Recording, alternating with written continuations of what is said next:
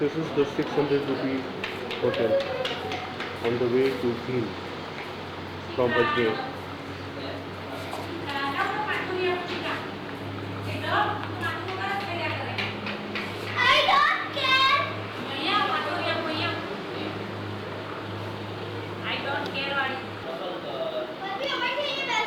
हाँ બેસો જ હા હા હું પવન આવે છે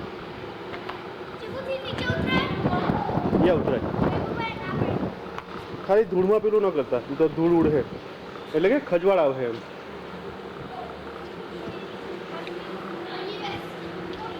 ખુશનુમા હોટેલ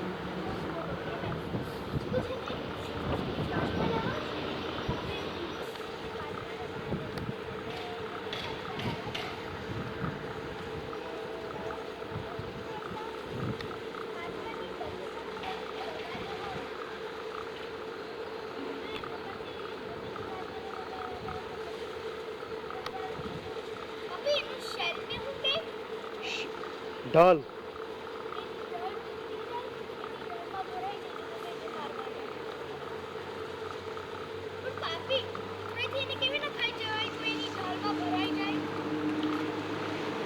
એ જ્યારે કાચબો ઊંધો પડી જાય ને તો એને ચત્તા નહીં થવાય એનાથી હા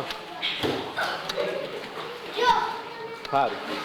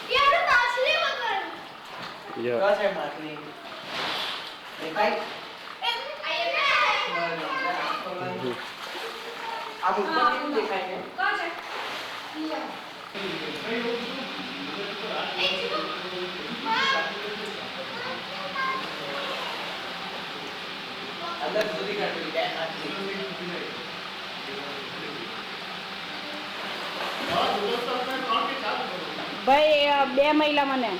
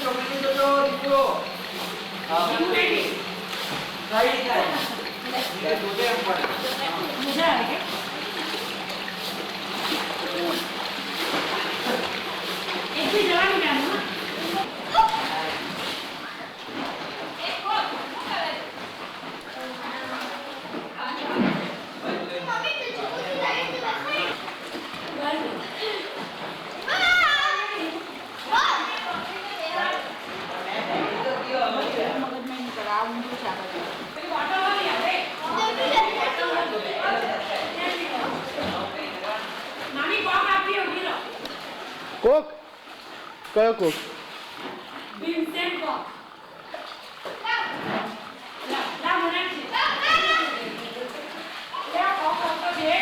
કોક ની કોક કોક.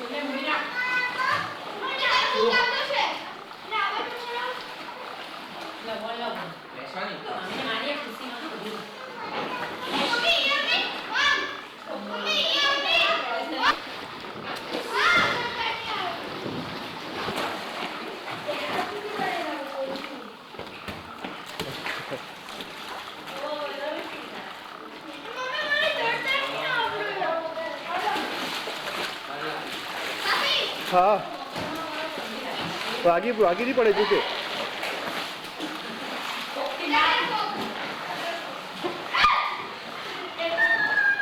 ચીકુ શું જોઈએ? ચીકુને જવું છે? સારું ચાલ ચીકુ કઈ નહીં. બંને કાર્યક્રમો ઇન્સ્ટોલેશન અને બજેટ મીટિંગને સફળ બનાવવા બદલ આપ સર્વેનો આભાર માનું છું.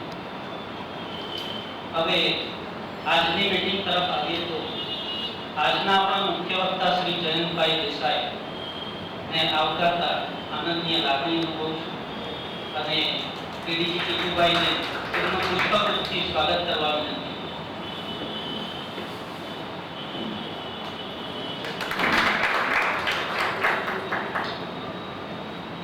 જયંતભાઈની સાથે આવેલા તેમના પત્નીનું પણ સ્વાગત કરવા હવે આજની મીટિંગ તરફ પાછા આવીએ તો આજના આપણા મુખ્ય વક્તા જયંતભાઈનો સંક્ષિપ્તમાં પરિચય આપો.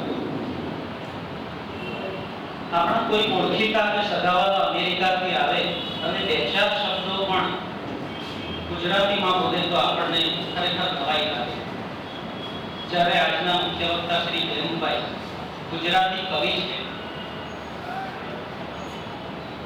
જયંતભાઈ દેસાઈ અમેરિકાના રહેવાસી હોવા છતાં પણ હમણાં થોડા દિવસ પહેલા તેમના નવા પુસ્તક શબદ નામના કાવ્ય સંગ્રહનું વિમોચન આવાબાઈ હાઈસ્કૂલમાં કરવામાં આવ્યું હતું.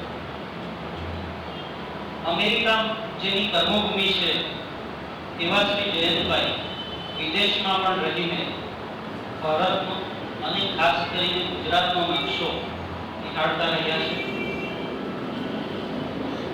આસ્થા, આક્રોશ, વેદના અને ઉકળતા મનના ભાવો શબ્દ બની સરી પડે છે ત્યારે આકાર લે છે શબ્દ, જે ખરેખર માનવ મનની ગલીકુચીઓની સફર કરાવે છે. સાંપ્રત માનવ જીવનના જગતની પ્રવૃત્તિઓની અસંગતતાવાદી અભિગમથી જોવામાં આવે તો જીવન, પ્રવૃત્તિ અને જગત કેવું લાગે તેનું પ્રતિબિંબ આ શબ્દમાં સાકાર થયેલું જોવા મળે છે. આવા ચેતનવંતા માનવીને નિરાંત ગમે ખરી. તેમણે સમયાનુસાર ખૂબ જ વાપર્યું છે, વિચાર્યું છે અને ચિતર્યું પણ છે. પાય આવાબાઈ હાઈસ્કૂલના ભૂતપૂર્વ વિદ્યાર્થી અને સિવિલ એન્જિનિયર એવા શ્રી જયંતભાઈએ કર્મભૂમિ અમેરિકાને બનાવી છે. શાળાના સમયથી જેમની ભીતરમાં રોપાયેલું સાહિત્યરૂપી બીજ આજે એક વટવૃક્ષ બની ગયું છે અને જેની ડાળીઓ ઉપર કવિતારૂપી ફળ સમાજને અર્પણ કર્યું છે. શ્રી જયંતભાઈ માત્ર કવિ જ નથી, પરંતુ અચ્છા ચિત્રકાર પણ છે અને યોગાસનના ક્લાસીસ પણ ચલાવે છે. હવે જયંતભાઈ, તમને પણ સંક્ષિપ્તમાં રોટરીનો પરિચય કરાવી દઉં તો આપણામાં સામ્યતા એ છે કે તમારી જેમ જ રોટરી ક્લબ વલસાડની શરૂઆત પણ આવાભાઈ હાઈસ્કૂલથી કરવામાં આવી હતી 4.5 દાયકા પહેલા. જે રોટરી ઇન્ટરનેશનલના ભાગો આ સંસ્થાનું હેડક્વાર્ટર પણ અમેરિકા છે અને આ વર્ષે રોટરી ઇન્ટરનેશનલ 100 વર્ષ પૂરા કરી રહી છે, જેના ભાગરૂપે આપણે વલસાડની કન્યા શાળા લાલ સ્કૂલમાં બેન્ચ અને બિલ્ડિંગ રિનોવેશનનો પ્રોજેક્ટ કરનાર છીએ. તો વેલકમ અગેન જયંતભાઈ, અને હવે હું આપને આપનું વક્તવ્ય રજૂ કરવાનું વિનંતી કરું.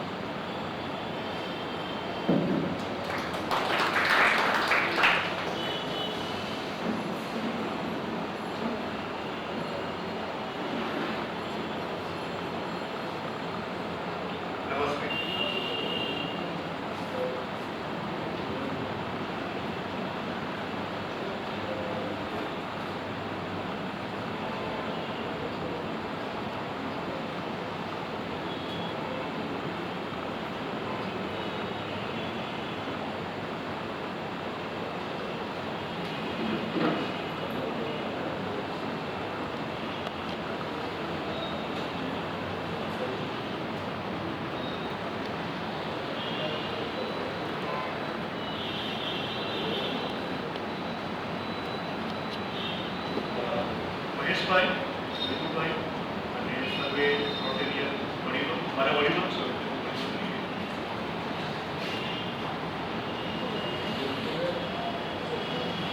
વિમોચનનો પ્રોગ્રામ થયો ત્યારે મને મહેશભાઈ વાત કરી કે આ રીતે રોટરીનું ગુરુવારે મીટિંગ છે એ તમને કરાવો. મને ખ્યાલ હતો કે કંઈક હું કેટલા 17 વર્ષ મનમાં બી શું બોલી શકે. મેં એમને વાત કરેલી કે બહુ છેલ્લા લગભગ તમને કહું તો 13-14 વર્ષથી અમેરિકા, અને આ રીતે ભાષણ કરવાનું મારી લગભગ છેલ્લા 20 વર્ષોથી થયું નથી. એટલે ભાષણની કળા મારી માટે અત્યારે સાધ્ય નથી. એટલે મોટી ભાગે મારે જે કંઈ કહેવું છે તે મારી જે કવિતા છે હું પાઠન કરું છું અને એ હું સમજાવતો પણ જઈશ મેં શું શા અને જે કંઈક મારે કહેવું છે એ હું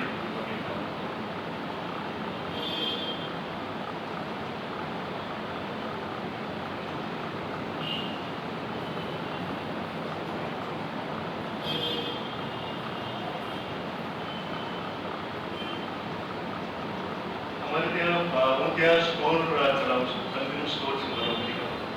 એટલે અમારે ત્યાં બધા છાપાઓ એવું આવતું હોય છે. એમાં ન્યૂ ટાઈમ્સમાં આંતરરાષ્ટ્રીય લેખો હંમેશા હોય છે અને એવું વાંચતું હોય છે. એટલે એ વાંચવાને કારણે મેં હમણાં છેલ્લા 2 મહિનામાં જે લખ્યું એની એક રચના છે, સુંદડાના સાપ એનું શીર્ષક છે.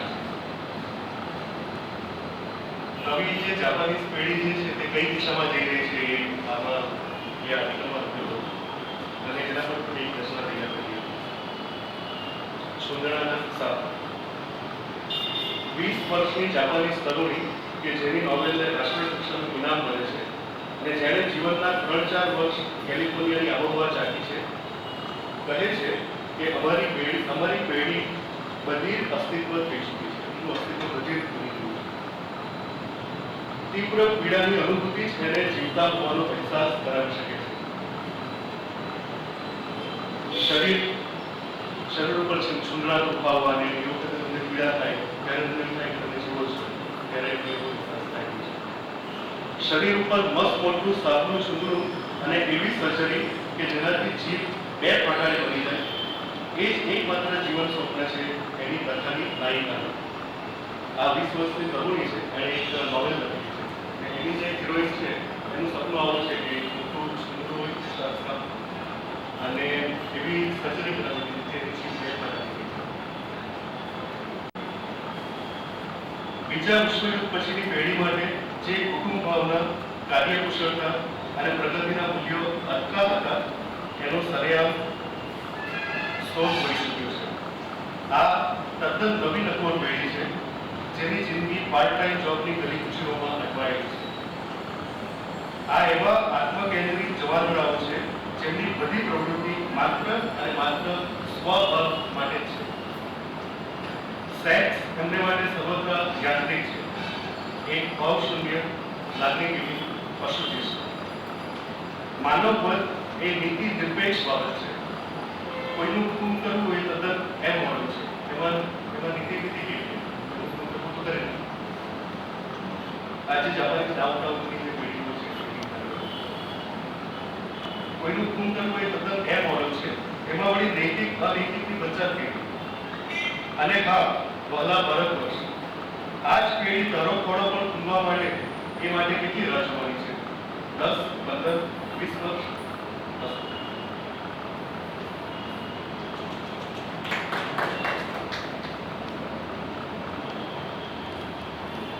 ઈરાકમાં જે થોડા મહિનાઓથી ચાલતું એમાં વચ્ચે સમાચાર આવેલા હતા કે અમેરિકન સૈનિકોને કેવી રીતે મારી નાખ્યા કે એનો પછી અમેરિકામાં ઘણો હોવાળો થઈ ગયો હતો.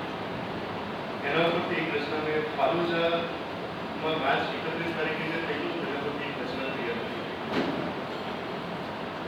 એનું શીર્ષક છે ફાલુજા માર્ચ 31, 2004. એ લોકો ઉઘડક બજારને ચીરીને પોતાના સ્પોર્ટ્સ યુટિલિટી વેહિકલ્સ એસયુવીમાં પસાર થઈ રહ્યા હતા. એ લોકો પ્રાઇવેટ સિક્યુરિટી કંપની માટે કામ કરતા ભૂતપૂર્વ સૈન્ય અને પોલીસના અફસરો હતા. એ લોકો સશસ્ત્ર હતા, મુશ્તાક, પ્રબોધન અને નિશ્ચિત. એ લોકો પૂરા અમેરિકન હતા. અને આ લોકો કે જેઓ ટીકરી, રામાદી અને ફાલુજાના સુન્ની ટ્રાયેંગલમાં હજી યુકેની સત્તાનો મિથ્યાગઢ સાચવીને બેઠા હતા, એમણે એ લોકોને છેતર્યા, આંતર્યા, થોભાવ્યા, સળગાવ્યા, ગુંજ્યા, બહાર ખેંચ્યા, ચૂક્યા, ચીર્યા, રગદોળ્યા, પગ નીચે રોંધ્યા, ખુરવા ઘસર્યા અને યુફ્રેટીસ નદી પરના પુલના ગરડોળા પરથી ઘોડા વડે બાંધીને રખાયા. અને આ મોતનો પાશવી નાચ ખુલ્લા કેમેરાઓ સામે 2 ત્રણ ચાલતો રહ્યો કલાકો સુધી. 10, 12, 14 વર્ષના છોકરાઓ હર્ષોલ્લાસની ચીચિયારીઓ પાડતા રહ્યા. હવામાં ફાલુજા ઘૂસણખોરોનું કબ્રસ્તાન લખેલા બોર્ડ લહેરાવતા રહ્યા અને બળેલા શેકાયેલા માંસના મોટા લચકાઓને પથ્થર સાથે બાંધીને ભંગોળતા રહ્યા તાર ઉપર રંગવની જેમ. અને બીજે દિવસે અમેરિકન છાપાઓમાં લોકો આઘાતોચ્ચાર કરતા રહ્યા. બસ બહુ થયું, 600 થી વધારે સૈનિકોના જીવ ગયા. લેબેનોનમાં બીજું વિયેટનામ થયેલું અને ઈરાકમાં બીજું લેબેનોન થઈ રહ્યું છે. આ ટર્નિંગ પોઈન્ટ છે. આ તો ફરી 1993 વાળી સોમાલિયા મોગાડિશુ વાળી થઈ. અને એક આતંકવાદ નિષ્ણાત કટાર લેખક લખતો ગયો,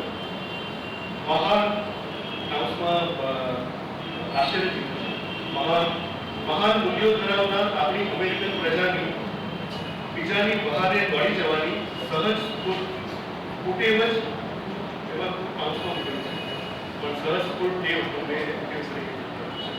સહજ કુટેવ જ આપણને ભારે પડી છે.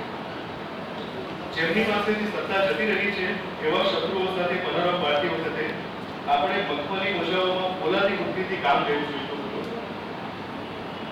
એને બદલે આપણે એમને માટે મોટા રમતના મેદાનો બનાવી આપીને ઉજવતા રહ્યા અને બાલિશ મૂર્ખામાં ચોકસા રહ્યા અને દર્દ વિચ્છેદિત લાશોને સડકો ઉપર ઘસડીને લઈ જવી એ શક્તિ નહીં, આયતકારી નિશાની હતી. પણ આપણે આમાંથી સબક શીખીશું જે ભવિષ્યમાં બીજા પ્રદેશો સર કરવામાં કામ આવતું રહેશે. કાઉન્સમાં આશીર્વાદ હજુ અમેરિકાને બીજા પ્રદેશો સર કરવાની તો પેલી છે. અને બગદાદવાસીઓ કહેતા રહ્યા કે વિરોધની જગ્યાએ બરાબર હતો, પણ આવી જઘન્ય રીતે મરેલા માણસની લાશને ચીરવી, મ્યુટિલેટ કરી, ડિસમેમ્બર કરવી એ સરાસર બિન-ઇસ્લામી હતું. અને પછાત, કટ્ટર, ફાલુજાના ધર્મજનોની સાંપ્રદાયિક જૂથના કેટલાક લોકોનું એ જંગાલિયત કર્યું અને બર્બર થયું. અને આ ઘટનાના ગણતરીના કલાકો પછી વોશિંગ્ટનમાં યોજાયેલી ચૂંટણી ખંડ માટેની ડિનર પાર્ટીમાં પ્રેસિડેન્ટ બુશ આગામી ગરીબ ઉમેદવાર મિસ્ટર કેરી વિશે મજાક કરતા ગયા અને ટેબલ દીઠ $200 આપી ટેબલ દીઠ $2000 આપીને બેઠેલા ભદ્ર શ્રોતાઓ ખડખડાટ હસતા ગયા અને ફાલુજાની બજારો ઉપરનું ધૂળ શમ્યા પછીનો આકાશ ઇન્સર્જન્ટની મૂછોમાં ફેલાતા કંકાળને તાક્યું.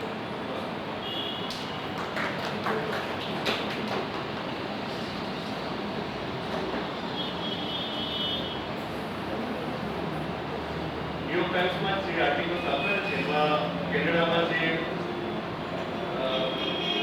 ડેમોક્રેટિક ચેન્જીસ થઈ રહ્યા છે એ બધું ચાઇની કેનેડામાં જે ડેમોગ્રાફિક એટલે વસ્તીની રીતે જે ફેરફારો થઈ રહ્યા છે એના વિશે એક આર્ટિકલ હતો કે ચીનના લોકોની સંખ્યા કેનેડાના મોટા શહેરોમાં વધી રહી છે. એના ઉપરથી એક રચના કરી રહ્યા છે. એનું શીર્ષક છે વાનકુવર. વાનકુવર કેનેડાનું એક મોટું શહેર છે અને એ આર્ટિકલ વાનકુવર 25 વર્ષ પહેલા ચીનાઓની નગણ્ય વસ્તી ધરાવતા આ મહાનગરમાં આજે દર ત્રીજો માણસ ચાઇનીઝ છે અને ટોરોન્ટો હોય કે મોન્ટ્રીયલ લગભગ દરેક કેનેડિયન મેગાસિટીમાં તેમનું પ્રમાણ કુલ વસ્તીના 20% કરતાં વધુ છે અને ચીની ભાષાઓના અખબારો સામયિકો ટીવી ચેનલો અને રેડિયો સ્ટેશનોનો રાપડો કાઢ્યો છે જે ગંભીર ડોંગલી અને જૂઠા બોલી ચીની સરકારના સામ્યવાદી છેડાળાઓનો પડદો તાર કરીને એને સાર્સના કેસોની સાચી આંકડાકીય માહિતી આપવા ફરજ પાડી શકે છે અને માધ્યમો ટિકિટ્સ મતભરના સલાહ સૂચનોનો ધોધ વરસાવી રહ્યા છે. ડ્રાઈવર લાયસન્સ અને સરકારી વિધિઓ માટે ક્યાં સંપર્ક કરવો, નૂડલ્સની નવી વેરાયટી અને ચાઇનીઝ ફ્રેન્ચ ડિક્શનરી ક્યાંથી મેળવવી, નવી કેનેડિયન ગોવામાં પોતાના પારંપરિક અને સાંસ્કૃતિક મૂલ્યો પોતાના ઓરેક્સ સાથે કેવી રીતે જીવવું, પલવવું અને છવાઈ જવું, આ બધું સામયિકોને એમાં આ વિશેની માહિતીઓનો ધોધ વરસી રહ્યો છે. અને હોંગકોંગથી અમેરિકા નિર્યાત થયેલા કુસ્તીની જેમ જેકી ચેનનો જમ્પ લગાવીને અહીં આવી પહોંચ્યા છે મિસ્ટર રેમન્ડ ચેન, જે વિધાનસભ્ય તરીકે એક ટર્મ પૂરી કરીને પોતાના ચૂંટણી કરી સ્થાનિક કેન્ડિડેટને પછાડી બીજી ટર્મ માટે ખરીદી રહ્યા છે અને પોતાના સંબોધનમાં સહેલાઈથી મેન્ડેરિન અને કેન્ટોનીઝ ભાષા પ્રદેશોમાં આવજાર કરતા આવે છે અને એક ચીની સામયિકમાં મહિલા કોલમિસ્ટ લખે છે કે પોતાની પુત્રી કે જે પહેલી વાર પોતાના બોયફ્રેન્ડ સાથે કેમ્પિંગ માટે જઈ રહી છે એના બેકપેકના ફ્રન્ટ પોકેટમાં કોન્ડોમનું નાનું બોક્સ ધીરે રહીને સરકાવી દે છે. ખૂબ ચૂકી બસ. એટલે આ અને અભિનેત્રીની રચનાઓને છેલ્લા 2 મહિનામાં મને જોસેફભાઈએ સંબંધિત પ્રસ્તાવને જોસેફભાઈએ લખી છે. એમણે કહ્યું કે તમે પાછું લખવાનું ચાલુ કરો. એટલે 16 વર્ષોથી મેં કંઈ લખ્યું. પછી એમણે કહ્યું કે જો કોઈ એપ્રિસિએટ કરતું હોય ને કોઈને ગમતું હોય તો લખીએ. પહેલાં મને કોઈ એવો સપોર્ટ કેવું નથી. એટલે ફરી વર્ષ લખવાનું ચાલુ કર્યું અને એમાં લગભગ મેં 12-13 જેટલી રચનાઓ છેલ્લા લઈ બીજું તો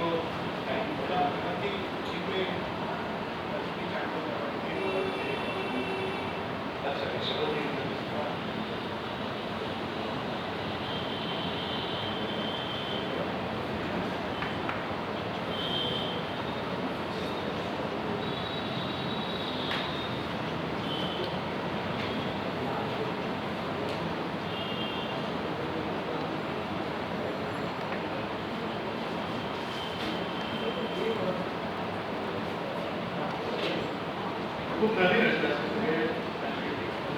ઘણા વર્ષો પહેલાની 30 વર્ષો પહેલાની વાત છે. ત્યારે મારી ઉંમરે તમને અત્યારે 41 થયા એટલે 20-21 વર્ષ ના આ બધા એ કરતા પણ પહેલા 16 વર્ષની ઉંમરથી 16 એનું શીર્ષક છે લાચા આ ત્યારે. એટલે કે આ લોકો પિક્ચરના ગીતોનું શોર્ટ ફોર્મ કરતા હોય કેવી રીતે લક્ષ્મી ચાંદલો કરવા આવી ત્યારે લાચા ત્યારે એક શીર્ષક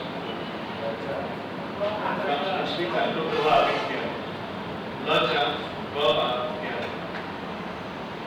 કેમ શું થયું? કઈ નહીં, એ તો જરા લક્ષ્મી ચાંદલો કરવા આવી હતી. આજે તો મોડું પણ ક્લીન શેવ હતું. લાગે છે એને ડોર બેલ પણ વગાડી છે, પણ આજે સવારથી લાઈટ જ નથી હશે. આપણે સંભળાય ત્યારે ને, ચાલો એ તો જેવા આપણે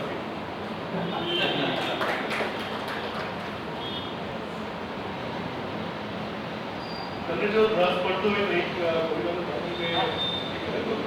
પૈસા પાછળની જે આપણી દોડ છે, હું ને બધા જ આપણે કદાચ એમાં સામેલ છીએ, એના ઉપર એક રચના થઈ હતી.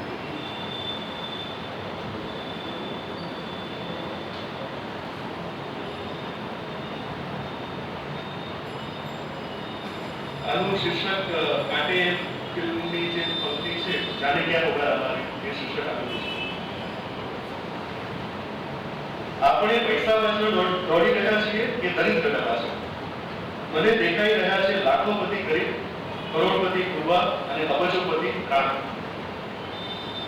લોકો પૈસાદાર છે, પણ એમને ખરેખર તમે માનવીય રીતે જોવા જાવ તો તમને ઉલટા એ ગરીબ લાગે છે, જે બહુ પૈસાદાર છે. ક્યાં છીનવાઈ ગઈ છે આપણી આંતર સંપદા? ક્યાં ગયો આપણા બદલાનો વૈભવ? નગર સંસ્કૃતિ તરફની આવી દોડ કે નગર મહાનગર બની જાય અને માનવ મહાદરિદ્ર? શું આ માત્ર મૂડીવાદ કે પશ્ચિમના વાયદા છે, કે કાળ દેવતાનું કોઈ ષડયંત્ર, કે પછી બીજું કંઈ? છાપામાં આવે છે ફલાણાએ ગરીબાઈથી કંટાળી ગરીબ પાસોકાનું અને દીકરો દેવામાં ડૂબી સ્વકુટુંબ સળગી ગયો. શું આ લોકો પૈસાના અભાવથી મર્યા કે પછી આત્મસંપત્તિ? ફક્ત 30-40 વર્ષોના ફ્લેશબેકમાં જઈએ તો કેટલા લોકો આવું કરતા હતા? ક્યાં આપણે કોઈ મહામૂલ્ય શ્રીમંતાઈ હોઈને વધુ ને વધુ ગરીબાઈ તરફ તો નથી દોડી પડે? જે સુખ મને 30 વર્ષો પહેલા ઉનાળાની બપોરે દોસ્તો સાથે માટીની લખોટી બનાવતા, વરસાદી વહેતા પાણીને કાચો બંધ બાંધીને રોકતા અને કેરીના પોટલાને પથ્થર પર ઘસીને ટીપુડી બનાવવા જેવી અકિંચન પ્રવૃત્તિઓમાંથી મળતું, તે આજે એ જ મિત્રો સાથે ટોયોટા પોલીસમાં કે બિયર બારમાં કે ડીવીડી વિડીયો, પ્લાઝમા ટીવી અને માઇક્રોવેવ ઓવનમાં કેમ નથી મળતું? અરે એ જ સુખ આજની પેઢીના છોકરાઓને કમ્પ્યુટર્સ, કાર્ટૂન નેટવર્ક અને વિડીયો ગેમ્સમાંથી મળી રહ્યું છે ખરું?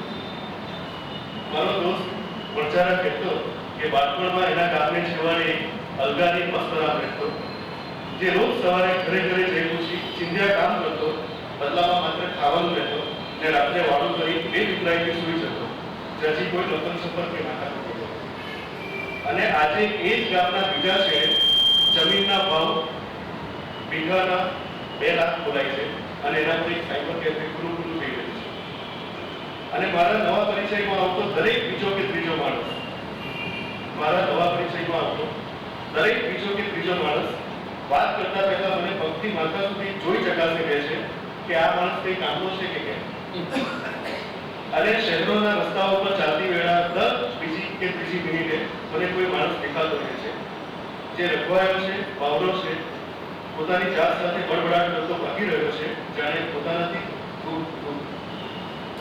અને બીજા બધા માણસો પૈસાને કારણે, પૈસા તરફ, પૈસાને માટે કે પૈસાના પાપે મતલબી થઈ રહ્યા છે. અને હવામાં એક ઝેરી વાયુ ફેલાઈ રહ્યો છે, ઘનવાયુ. અને આપણે ઘણું બધું કમાઈ રહ્યા છીએ, પૈસા, પદ, કારકિર્દી, સ્ટ્રેસ, ટેન્શન, બેચેની, કેન્સર, ડાયાબિટીસ, કોલેસ્ટ્રોલ. પણ કોઈ તો મને કહો કે બીજું સુખ છે ક્યાં? કયા અમારી રાહ કે કયા સર્વની વાત?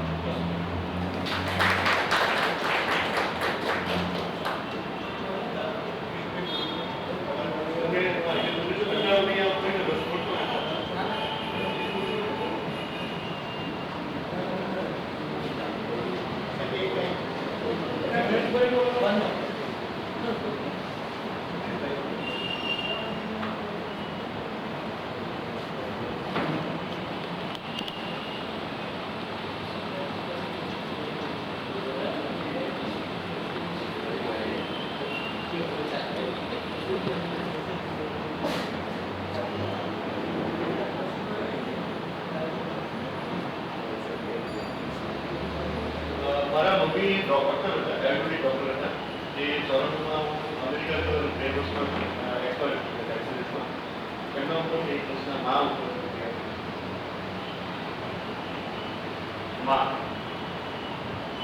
એ દૂરથી આવતી દેખાય અને હું રેતીના ડગલા પરથી કૂદી ખબર ટોપજ મારીને હાથ અને ચડ્ડી ખંજેર પર પહોંચી જતો. એના હાથમાંની પીળા નાયલોનના દોરા અને કાળા મણકા ગુંથેલી થેલી લેવા. મમ્મી તું હું લાવી? એવો છાનો મુક્ત ભાવ મનમાં રમાડતો એની સાથે ઘરે પહોંચતો. અને મોટે ભાગે થેલીની ઉપર ઢાંકેલા રૂમાલની નીચેથી ખમણ, કચોરી પેટી કે ભજીયા જેવું કંઈક તો નીકળતું. અને એની નીચેથી શાક નીકળતા. સુરતી પાપડી, ટીંડોળા, ગુવાર પડી. અને હું એની સાથે બેસી જતો. શાકના વાંક કરવા, બીજા છોડવા, વાતો કરતા. માનો એટલો કહેવાય કે એની સાથે સાથે રસોઈ કરવા, કપડાં ધોવા કે કચરા પોતા કરવા મળી પડતો. અને એ યાદ કરીને ખૂબ હસતી કે ગાંડીઓ નાનો હતો ત્યારે ખૂબ લાગી હોય તો એને પૂછ્યા પછી ટોયલેટ કરતો હતો. અને એ ખૂબ વાતો કરતી હતી. પોતે નાની હતી ત્યારથી આજા બાબા રાવળપિંડી લશ્કરમાં હતા અને આજીબા લોકોને ત્યાં રસોઈ કામ કરીને છોકરાને ઉછેરતી ગઈ. ગરીબાઈ સામે જૂજવા રાતોની રાતો મા દીકરી ટોપીઓ અને ઘૂમતા રહેતા તેની. શેરીના નાકે લાઇટના થંભે વાંચીને પરીક્ષાઓ આપી છતાં વર્ગમાં સૌથી હોશિયાર હતી તેની. બહેનપણીઓ હોમવર્કની નોટ્સ ચૂકવીને રહી જતી તેની. વેકેશનમાં મોસાળ જતી ત્યારે મામી કેવી ભેટ કરાવતી, કાબરી કૂતરી ગતિને ગળે કરતી તે પોતાની દીકરીના ઉતરેલા પરાગ પહેરવા આપતી તેની. પોતે ક્યારેક બે ઘડીની મળેલી વિરામમાં હિંચકે બેસીને ભગવાન સાથે મનમાં કેટલું લડતી અને ઝઘડતી તેની. મેટ્રિકનું ભણીને જામનગરથી વૈદકનો કોર્સ કરીને આરોગ્ય કેન્દ્રમાં નોકરીએ લાગી તેની. મારી મોટી બહેનને જન્મ પછી 6 મહિનાની આજીબા પાસે મૂકીને એકલી કાઠિયાવાડ નોકરી માટે ગયેલી તે હિંમત, મક્કમતા અને બહાદુરીની. મારા જન્મ પહેલા પ્રાર્થતી કે કોઈ દેવી અંશ એની કુખેથી જન્મે અને કુદરતથી યજ્ઞ કરાવે તેની. નોકરી દરમિયાન એકવાર રાત્રે પાણી વગરના કુવાના ખાડાના 2-3 પગથિયા ચડ્યા પછી અંધારામાં પાણી ભરેલા કુવામાં અંદર પડી ગઈ તેની. પછી 2 વર્ષનો હું ખૂબ તરબૂચ ખાવાથી આપણે જડી આંખો ચડાવી ગયો ને એ આખી રાત દીવો કરીને કેવી જાગતી રહી તેની. એકવાર રાત્રે કાંસાની થાળીનો પડવાનો અવાજ સાંભળી રસોડે ગઈ તો ત્યાં 3 ઓજસ્વી પિતાંબરધારી બટુકો જોયા તેની. એની પાસે અલગ અલગની પણ સાચુકલી વાતોનો ખજાનો હતો. તો સાથે સાથે બાળપણમાં કેટલીય પરિકલ્પનાઓ પણ સંભળાવતી. પોતે આયુર્વેદની પ્રેક્ટિસ કરતી અને માઇલોના માઇલો ચાલીને અને સેંકડો કિલોમીટર બસ ટ્રેનમાં કાપીને પેશન્ટોને દવા આપવા જતી. ગુજરાત, મધ્યપ્રદેશ, મહારાષ્ટ્ર, કર્ણાટક, રાજસ્થાન પોતાની જે કંઈ આવક થાય તેમાંથી ગરીબ ગુરબાને નજીવા દામે કે મફતમાં દવા આપતી અને લગભગ દર વેકેશનમાં અમને દૂર ફરવા લઈ જતી. બીજાપુર, હૈદરાબાદ, માથેરાન, મહાબળેશ્વર, માંડવગઢ, ઇન્દોર, નાસિક, રાવ, કોટા, નાથદ્વારા, ઉદયપુર, કાઠિયાવાડ. અંગ્રેજી એલોપેથી માટે એને આજીવન તિરસ્કાર હતો અને બીજા જેવો તે જ કે શેર રાખ્યા વગર ભલભલાની વડા પર ધૂળ કાઢી નાખી. ઇન્દિરા ગાંધીની ચટકણી કાઢતા અને હું જો વડાપ્રધાન કહું તો આમ કરું ને તેમ કરી નાખું એવા વિચારો કરતા અમે ઘણી વાર એને સાંભળતા રહ્યા. ફેમિલી જ્યોતિષી ગણપત્યાકાએ જ્યારે કહેલું કે પોરી તારા શરીરનો દુઃખ એટલો બળવાન છે કે મન પર કાબુ રાખીએ તો દેવના પાણી ભૂમિ ચડાવશે ત્યારે એ ખુશ થઈ ગઈ. પણ એમણે ત્યારે જણાવેલું કે પોરી તારા મહિલાને તો 6 અને 11 વખતે પાણીની જબરી ઘાત છે તે બચે એવું લાગતું નથી. ત્યારે એને માથે જાણે વજ્જર પડ્યું અને એને આકાશ પાતાળ એક કરવા માંડ્યા. બાદના બાધાવ્રત રાખેલા, સવા લાખના મંત્ર જાપ કરેલા ને મને લઈને અવધૂત મહારાજ અને સંત યોગી કૃપાલનજી પાસે દોડી પડી. જે મારું નથી રહેવાનું એની માયા શું કામ રાખવી એ ભાવે કેવી રીતે કલેજા પર પથ્થર મૂકીને મને 6 વર્ષનો કરેલો એ વાતે એની આંખોમાંથી જળ કરાવતી હતી. અને મને ક્યારેક થતું કે ભવિષ્યના મારા વિજ્ઞાન વૃક્ષે એના મૂલ્યા આ વૈભૂમિમાં માનું ખેલ અને વહાલ ન મળવાને કારણે નાખેલા. શાળામાં ઇનામો મળે કે એસએસસીમાં સેન્ટરમાં નંબર આપવો પડે એ મારો જયંત કરીને આજુબાજુની સોસાયટીમાં ઓળખાણમાં બધાના કરવા દોડી હતી. સગા વગા, અડોશ પડોશ જેને માટે એને સ્નેહ હતો એમને માટે પોતાનો જીવ કાઢી નાખતી. અને વિનેવાન હોવા છતાં પણ એટલી તો સોહામણી ને સુંદર કે જાણે શ્યામળી જશોદા જોઈ. દુનિયાદારી અને માણસોને પીછાણવાની આકલ અમને એની પાસેથી મળી. એ કોઈ દિવસ રોટલા પંચાયતમાં નથી પડતી પણ ઘરે હોય તો બપોરે રંગમંદુકનું ક્યારેક મારા કુમળા સાથે એના ચાલીને ગોટલા ચડેલા પગ દબાવી આપો, તેથી ખુશ થતી અને ધ્રુવ, પ્રહલાદ કે શિવાજીની વાતો રસાળ રીતે કરતી હતી.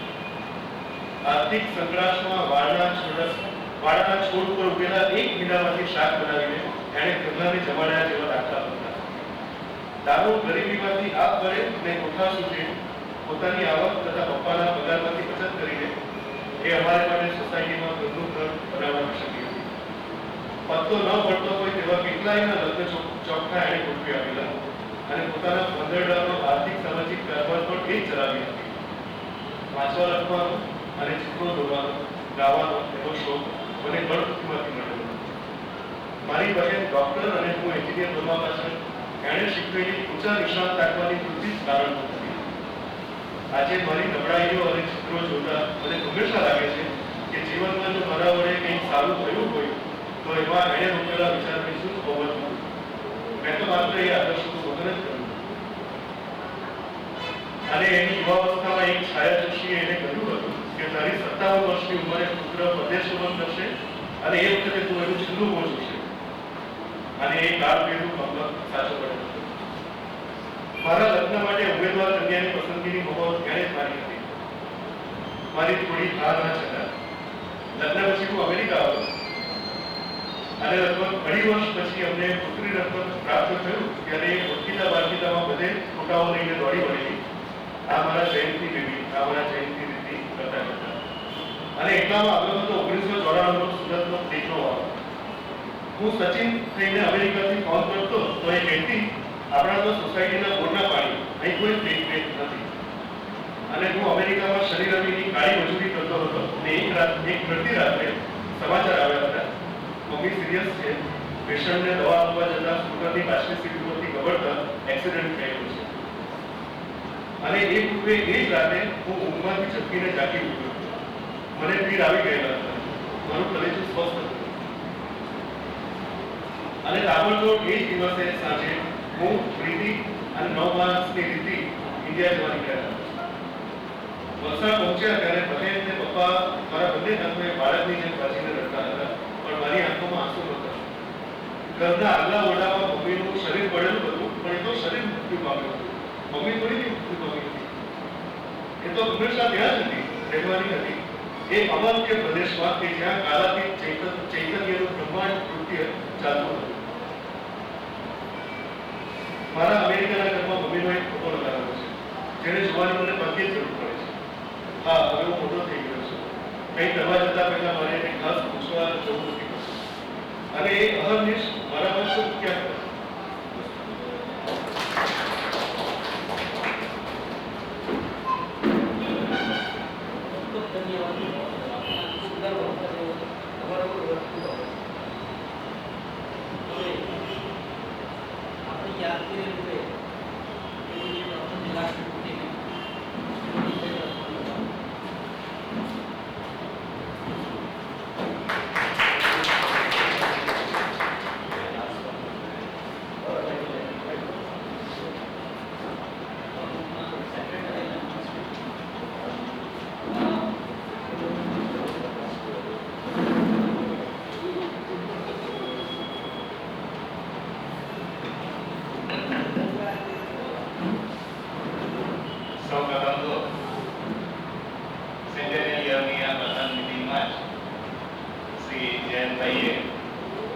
આપણા સૌના મનના કોઈ ખૂણાને સ્પર્શી લીધો, કોઈક ને કોઈક કાર્યમાં એવું જરૂર લાગ્યું. જયંતભાઈ આ વખતે ઉપસ્થિત રહ્યા અને આપની કાર્ય શક્તિનો પરિચય કરાવ્યો તે બદલ રોટરી ક્લબ ઓફ વલસાડથી આપનો આભાર માનું છું. પ્રીતિબેન, આપનો પણ આભાર માનું છું.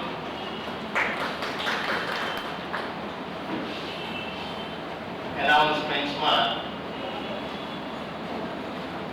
જે બે લેટર્સ આવેલા છે, proposing a candidate for nomination committee nominate EGN for Rotary year 2006-2007 અને proposing inviting nomination for the post of district governor nominee for the Rotary year 2006-07. બીજો આ બંને પત્રો ડિસ્ટ્રિક્ટ ગવર્નર ડોક્ટર અશોકભાઈ કાપડિયા તરફથી આવેલા છે. આરઆઈ પ્રેસિડેન્ટ રિપ્રેઝેન્ટેટિવ મયુર N વ્યાસ તરફથી છે, જેમાં મેચિંગ ગ્રાન્ટની વર્કશોપ માટે હાજર રહેવા માટે વિનંતી કરેલી છે, જેનો પ્રોગ્રામ જણાવવામાં આવશે. અને ત્રીજો જે સર્ક્યુલર છે રોટરી ક્લબ પ્રેસિડેન્ટ ઇલેક્ટ ઉપર વર્લ્ડ રોટરી ક્રિકેટ ફેસ્ટિવલ જે ઓસ્ટ્રેલિયામાં યોજાવાનો છે એને માટે જે પાર્ટિસિપન્ટને ભાગ લેવો હોય તેને આમંત્રણ છે. 1 લાખ રૂપિયાનો એક પાર્ટિસિપન્ટનો ખર્ચ છે. એના પર ઉલ્લેખ કરેલો નથી. Fourth world Rotary cricket festival Australia જુલાઈ મહિનામાં જેઓના જન્મદિવસ આવ્યા છે તેઓને આપણે શુભેચ્છા પાઠવી લઈએ. 1 જુલાઈથી શરૂ કરીએ તો 1 જુલાઈ ડોક્ટર વિલાસ મૂર્તિ પ્રેસિડેન્ટને વિનંતી એમને શુભેચ્છા આપે.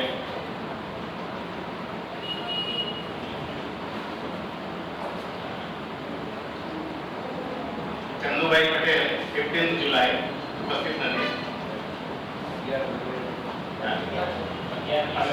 અશ્વિનભાઈ મિસ્ત્રી 13 જુલાઈ. સંજીવ દેસાઈ 11 જુલાઈ. દિનેશ શાહ 11 જુલાઈ.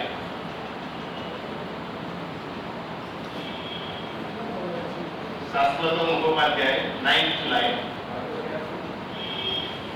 એ ઉપરાંત હેપી એનિવર્સરી જેઓ સેલિબ્રેટ કરી છે એવા રોટેરિયન રાજેશ કાપડિયા 7 જુલાઈ, ચંદુભાઈ પટેલ 15 જુલાઈ અને શૈલેષભાઈ ચૌહાણ 5 જુલાઈ.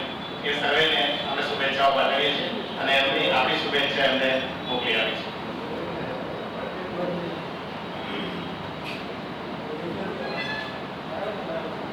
આ સાથે આજનો કાર્યક્રમ પૂરો થયેલો જાહેર કરવા પ્રમુખશ્રીને વિનંતી.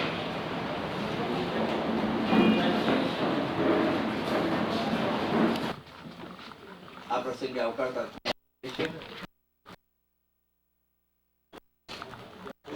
એક આપની સાથે છે જે ન્યુયોર્ક થી અહીંયા આવ્યા છે અને બીજા ગદ્યકાર છે જે વલ્લભ વિદ્યાનગર થી આણંદથી આવ્યા છે. પદ્યમાં જૈનભાઈ દેસાઈ એમનો કાવ્ય સંગ્રહ શબ્દ સાથે આવ્યા છે,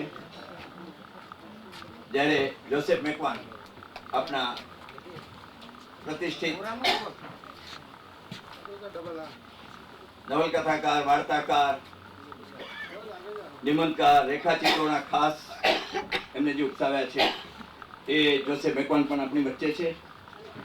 આજે એ બેઉ સર્જકોને સાંભળીને આજની સાંજ આપણે રેડિયામની બનાવવા પૂરેપૂરો પ્રયત્ન કરશું અને એમાં આપ સૌનો સાથ સહકાર રહેશે એવી આશા રાખું છું.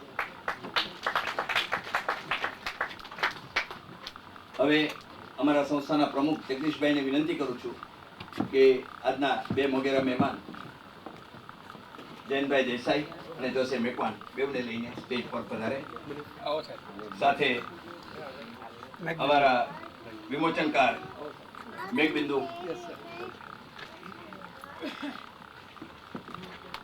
ત્યારબાદ અમારા મંત્રી પ્રદીપ ગગલાની,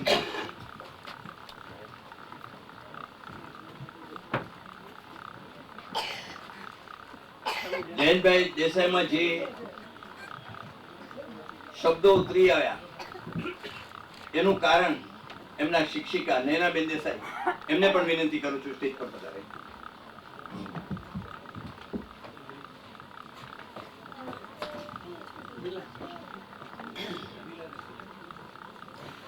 સાથે સાથે સહમંત્રી અમારા મિલન અજમેરાને વિનંતી કરું સ્ટેજ પર પધારે.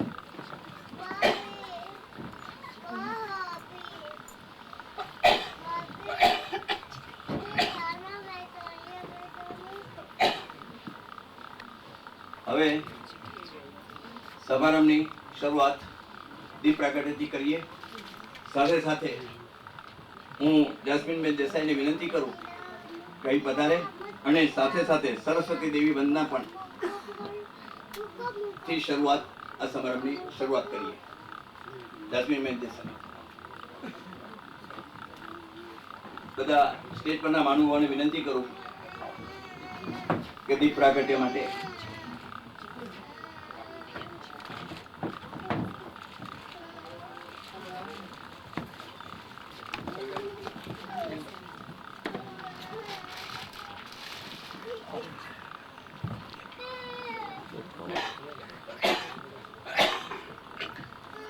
ઊંડા અંધારેથી પ્રભુ પરમ તું લઈ જા, સત્યો માથી પરમ સત્ય તું લઈ જા. આજે ચારે બાજુ આપણે વ્યથાના વાદળા જોઈ રહ્યા છીએ ત્યારે દેશમાં મને કહેવાનું મન થાય છે કે અંધારામાંથી પ્રકાશ જવાની ગતિમાં ઈશ્વર સૌને સદબુદ્ધિ આપે.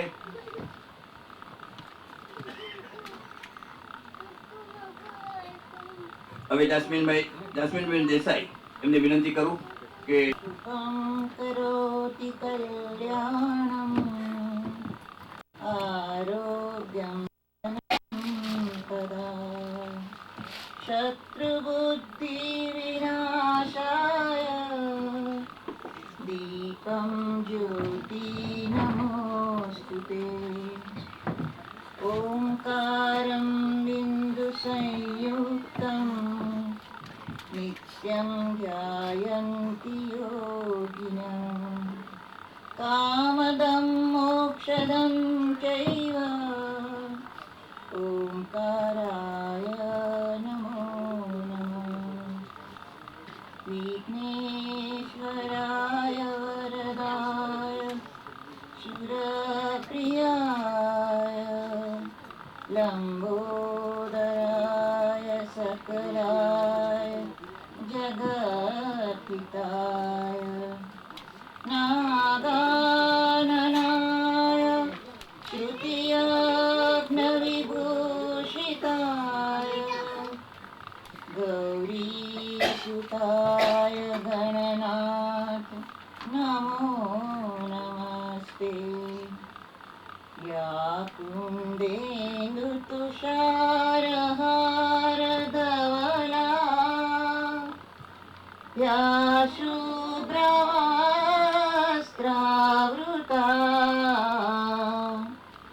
યા વીણાવરદંડમંડિતકરા યા શ્વેતપદ્માસના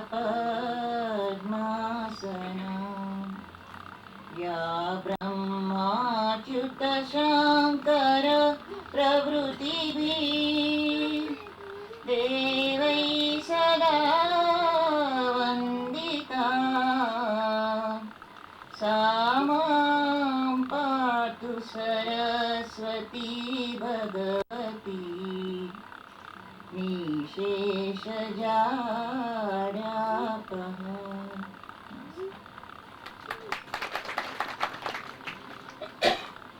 આભાર જાસ્મીનબેન. મને કહેવું જોઈએ કે આજે મારા સહઅધ્યક્ષ બકુલ રાવળ અને વિમોચનકાર અનિલ જોશીની ગેરહાજરી બેઉને અનિવાર્ય સંજોગોને કારણે બહારગામ જવું પડ્યું છે એટલે આપની વચ્ચે હાજર નથી, પણ એમના સંદેશા મારી સાથે છે. બે પહેલા વાંચું. બકુલ રાવળ લખે છે, આપને જાણીને આનંદ થશે કે દૂરદર્શન અમદાવાદ દ્વારા આયોજિત વર્ષા કાવ્ય સંમેલનમાં ભાગ લેવાનું મને નિમંત્રણ મળ્યું છે. આ સમારોહ રવિવાર તારીખ 18/7/4ના દિને બપોરે 3 થી 5 દરમિયાન હોય. હું આજના આપના બંને કાર્યક્રમોમાં ઉપસ્થિત રહેવા અસમર્થ છું. એનું મને દુઃખ પણ છે અને મારી દિલગીરી વ્યક્ત કરું છું.